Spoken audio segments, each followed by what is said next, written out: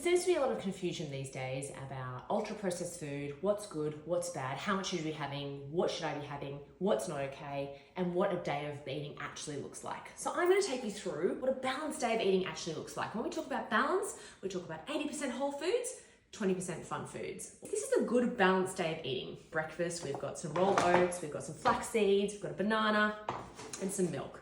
Then for morning tea, we've got a protein ball packed with nuts and seeds and grains. Lunch, we've got some homemade sourdough bread, grilled chicken, avocado, tomatoes. Afternoon tea, we've got some organic rice cakes with some cottage cheese and a mango. And for dinner, we've got some lean meats, some grains, and an abundance amount of veg. And after dinner, we're gonna have a crunchy. Yum. This crunchy, over the course of this whole day, means absolutely nothing. It will have little to no impact on your overall health, and it tastes frickin' delicious. However, if we start swapping some things out, this crunchy will then start to become a little bit of a problem. So say instead of our oats for breakfast, we have some cereal. All of a sudden, we're now reducing the amount of whole foods we're having.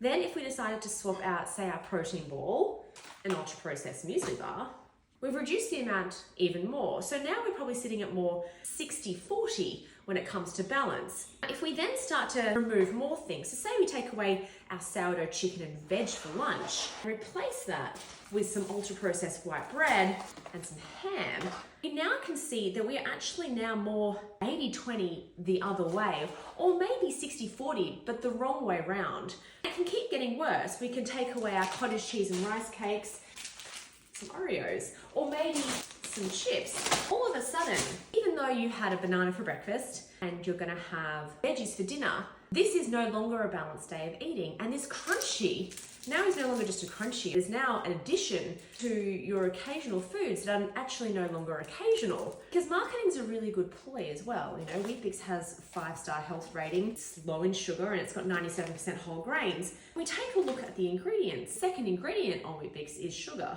And this is actually an ultra-processed food. And we know that ultra-processed foods are one of the leading causes of chronic disease, type 2 diabetes, obesity, and poor mental health.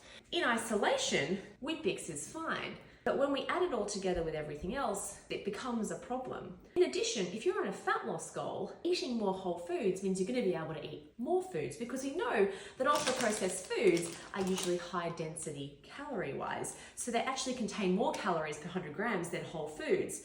Removing some of these things from your diet wouldn't be a bad idea. Not only that, we know that ultra-processed foods don't make us feel good.